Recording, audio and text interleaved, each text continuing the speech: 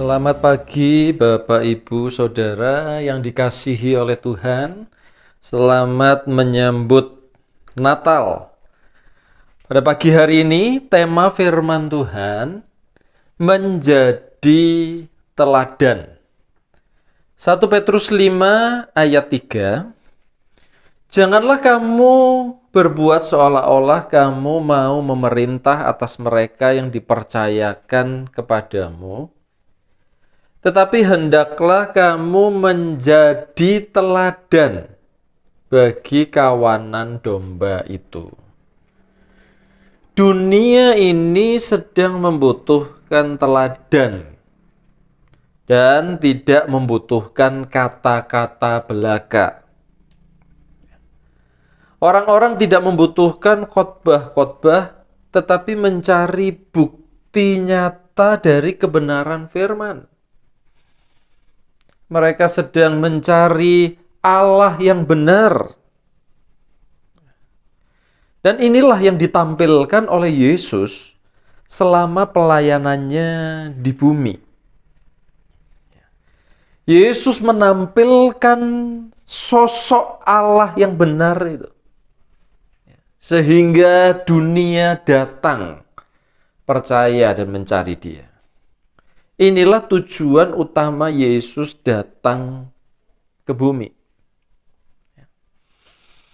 Di dalam 1 Korintus 4 ayat 20 dikatakan demikian, sebab kerajaan Allah bukan terdiri dari perkataan, bukan terdiri dari khotbah, tetapi dari kuasa.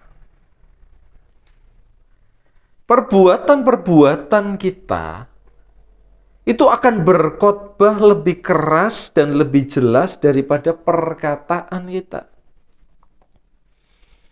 Pekerjaan-pekerjaan kita itu lebih efektif daripada khotbah-khotbah kita. Pengalaman-pengalaman kita bersama dengan Tuhan itu menginjili lebih banyak orang daripada pemberitaan-pemberitaan kita.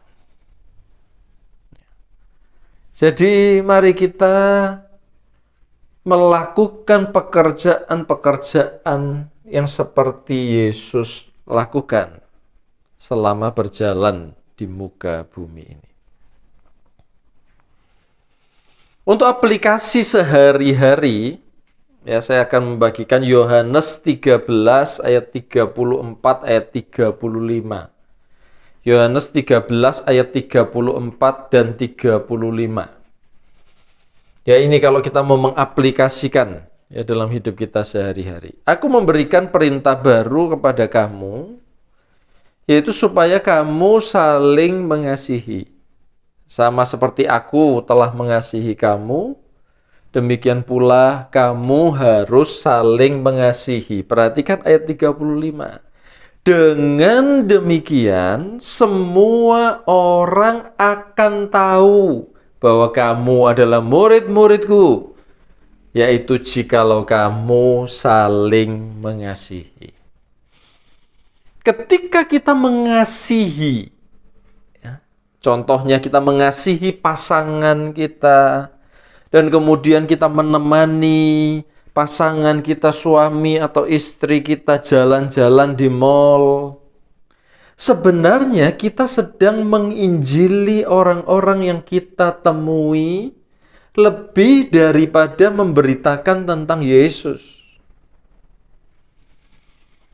Karena mereka ini bisa menolak Yesus, tetapi mereka tidak akan pernah bisa menolak kasih. Mereka mencari kasih. Ketika kita mengasihi, kita saling mengasihi satu dengan yang lain. Ya, dunia tidak bisa menolak itu. Dunia mungkin benci kepada Yesus. Dunia mungkin bisa menolak pemberitaan tentang Yesus. Tetapi ketika perbuatan-perbuatan kita yang menggambarkan kasih, ya, mengasihi, maka orang tidak pernah menolak itu. Kisah Para Rasul 9 ayat 32 sampai 35. Ya, ada satu contoh dalam Kisah Para Rasul 9 32 sampai 35. Pada waktu itu Petrus berjalan keliling mengadakan kunjungan kemana-mana. Dalam perjalanan itu ia singgah juga kepada orang-orang kudus yang di Lida. Di situ didapatinya seorang bernama Eneas yang telah 8 tahun terbaring di tempat tidur karena lumpuh. Kata Petrus kepada Eneas, Yesus Kristus menyembuhkan engkau. Bangunlah dan bereskanlah tempat tidurmu. Seketika itu juga bangunlah orang itu. Perhatikan ayat 35. Semua penduduk Lida dan Saron melihat dia, lalu mereka berbalik kepada Tuhan. Ketika kita sembuh dan sehat, itu akan menginjil lebih hebat daripada KKR kesembuhan yang kita lakukan. Dunia tidak butuh teori, dunia tidak butuh khotbah.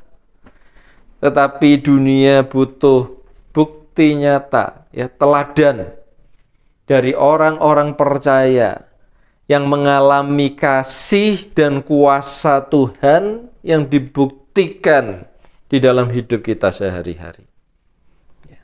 Karena itu, Bapak Ibu Saudara yang dikasihi oleh Tuhan, mulai pagi hari ini, ya, jangan hanya kita memberitakan tentang Yesus, tetapi jadilah seperti Yesus, jadilah teladan seperti Yesus, maka akan banyak orang-orang yang belum mengenal Tuhan akan percaya, ya, kepada Yesus. Ya. Tuhan Yesus memberkati kita semua. Bapa, kami mengucap syukur karena di dalam kami ada Roh Kudus yang sama yang ada di dalam Yesus, dan kami bisa melakukan hal-hal yang Yesus lakukan, bahkan hal-hal yang lebih besar daripada itu. Dan mulai hari ini kami mau menjadi teladan bagi orang-orang yang belum percaya bahwa ada kasih dalam hidup kami dan ada kuasa di dalam hidup kami. Terima kasih Bapa, di dalam nama Tuhan Yesus Kristus. Haleluya. Amin.